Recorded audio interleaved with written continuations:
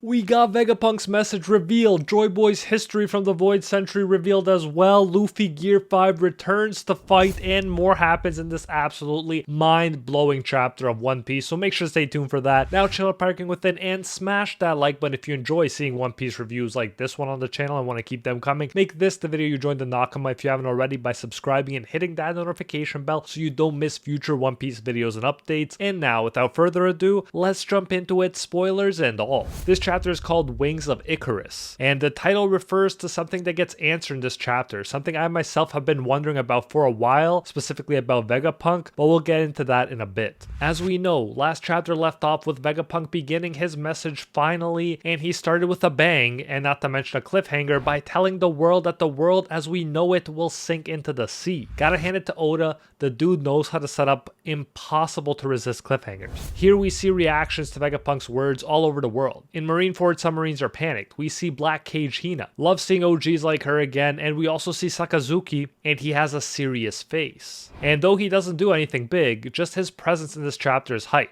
reminding us that he's someone we'll have to deal with too before this is all over. Although I gotta say, that's seeming a little less daunting now that we've faced 5 elders at once. We cut to Jaya and see some pirates laughing at Vegapunk's words, mirroring the time they laughed at Luffy. We then cut to Paulie at Water 7, who is looking worried at the city. And if water levels do rise, then it definitely doesn't look good for the Venice-like Water 7. We then cut to Doflamingo, and he's talking to Magellan at Impel Down. He says that if the seawater level rises 5 meters, most of the big cities of the world will be gone. Shall we all move to quote-unquote higher place then, end quote. Then he laughs, and this raises an interesting idea. If the world knows it's only a matter of time before their homes sink underwater, they may be more motivated to actually fight the world government and celestial dragons for higher ground. And again, it also raises the idea of going to space, which has been theorized a lot too. Either way, we might look at the astronaut/diver-like helmets worn by the celestial dragons in a different way now. We then cut to Ryugu Palace in Fishman Island. Shirahoshi, ancient weapon Poseidon herself, asks her father what's about to happen, and Neptune just says it's unbelievable. I'm glad we got to see them, because at the end of the last chapter my first thought was some people do live underwater in One Piece, so the water level rising may not be quite as apocalyptic in One Piece as it would be in our own world. We then cut to Marines reacting on Naked Island, and yes, a lot of cutting to and from in this chapter, but it's important for Oda to emphasize just how world-shaking this event is. Many of the Marines don't believe what Vegapunk is saying. The recorded Vegapunk from the past continues though, saying, "I will prove it by making one prediction. If this prediction turns out to be wrong, everyone can just ignore the rest of my speech," end quote. Of course, we know that there's no way it'll be wrong. And sure enough, Vegapunk correctly predicts the earthquake and the swelling of the sea level by 1 meter that took place some hours before. Vegapunk concludes that this is not just a natural disaster, and this seems to be tied with the possibility that I mentioned last chapter of the Mother Flame being related to what he predicted. After all, the Mother Flame did cause an earthquake and caused a 1 meter rise of water, so in theory, if they use it 5 times, then what Doflamingo predicted could come about. We see reactions from Charlotte Smoothie and Mondor. Smoothie says he's talking about the earthquake that happened earlier today, but isn't Vegapunk dead, end quote. Then we see an island flooded by water with people climbing on top of houses and other people trying to escape in boats. We also see Tonjit in Long Ring Long Land, and Kuzan covered in bandages in Hachinosu. Both Sakazuki and Kuzan in one chapter? Man, that is very hype indeed. However, we're told we don't get to see anything about Sanji and Bonnie in this chapter, and so their cliffhanger with Nushiro remains. Hopefully we get Zoro coming to Sanji's rescue against the Elder Swordsman. I don't think Sanji would ever live that down. We don't see Zoro and Jinbei in this chapter either though, just Brook shouting for them to hurry. We do get to see Nami's group fighting Saturn though. Chopper protects Robin with guard point, and Nami shoots a lightning bolt in Saturn's face. Lilith shoots him with her guns. Again, can't really see them winning, but buying time and somehow allowing for an escape is what we can hope for. What I do like to see though is that Robin actually steps up here in this chapter. While Saturn sends them flying, it is Robin who creates a spider web with her arms to stop/save her Nakama. We saw how strong Robin was against Black Maria with that amazing form, so I like to see her stepping up here against yet another spider-like foe. Saturn, for his part though, says to the other elders that he will take care of all Denden Mushi in the Mother Flame room. He runs past the Straw Hat crew into the lab and turns back into his human form. As I expected, this broadcast is actually very distracting for the elders and will definitely be what helps the Straw Hats escape from not 1 but 5 elders. In an epic double spread, we see the Mother Flame. It is a small flame burning inside a massive water tank. The flame is burning inside the water, an interesting idea right there. We see S-108 and A and MU written on the water tank. Saturn, meanwhile, is destroying all the Denden Mushi in the room with his staff while Vegapunk's recording just keeps going. Again, elders, you gotta realize that the smartest dude in the world wouldn't make it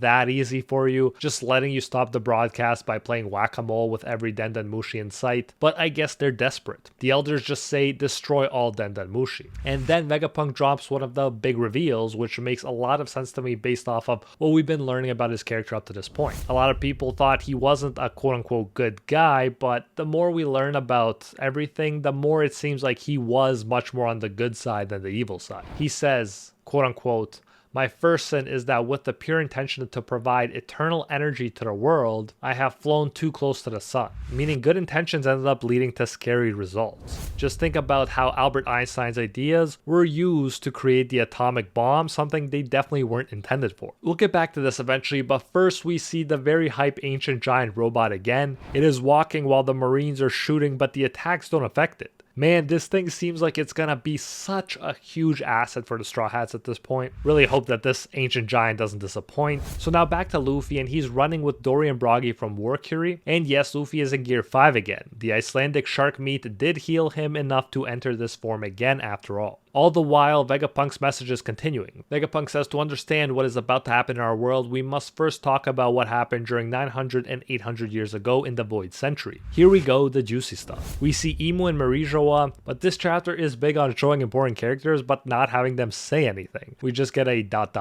Either way, by showing all of these different and important characters from all over the world, Oda is definitely getting the message across, hammering it in fact, that this is a big moment in the world and history of One Piece. What's happening right now in Egghead holds a lot of weight.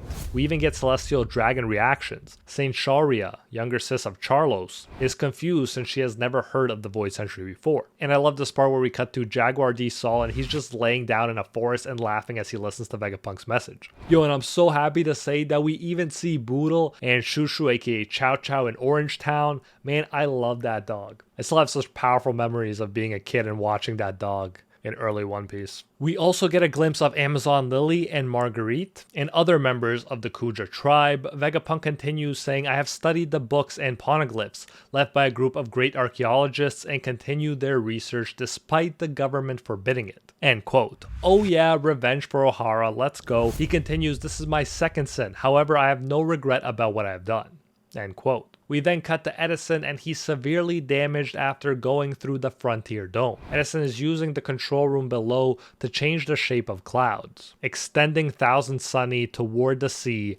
Very nice. Usopp cheers up when he sees what's happening. Edison says, and I quote, don't let the world government catch you, Straw Hat, end quote. Vegapunk then gets into the really big stuff. He says, history is a tale. I only know an incomplete story of what happened in that 100 years, meaning the Void Century. And I won't fill in the blanks with my imagination, so from now on, I will only talk about the truth that I can confirm. In an awesome double spread, we get Gear 5 Luffy attacking War Curie's snout with a giant punch. Vegapunk's speech is overlaid while the fight is going on because obviously he is speaking throughout this. Broggy tells Luffy to stop doing that since it won't work, while Luffy says this time it will work. Vegapunk's words say, the protagonist of this tale is a man born 900 years ago in a certain kingdom with advanced civilization. He can fight with a stretchy body, sounds familiar, just like the legendary sun god Nika of Elbaf, end quote. So we're finally getting to hear about Joy Boy and it's tying into Elbaf and Luffy and everything. Luffy's attack still doesn't work against War Curie, but instead of being worried, Dory and Broggy can't help but laugh at Luffy's reaction. Again, I love how they're having fun in a situation that would freak out most people, to say the least. Luffy says, "Wah!" and Broggy says, "Stop making us laugh." So we have Luffy crying in pain with a funny face while Vegapunk reveals the name of the man born 900 years ago, obviously telling us that it's Joy Boy, the first man on the sea who was called a quote-unquote pirate. That's very interesting, and the plot thickens. Oh man, I am loving this right now. Unfortunately, we have a break next week, but if you want to know why at the end of One Piece, Luffy will have to use the ancient weapons to destroy the Red Line, then check out this video link on screen right now. Like and subscribe for more, and I'll see you in the next one.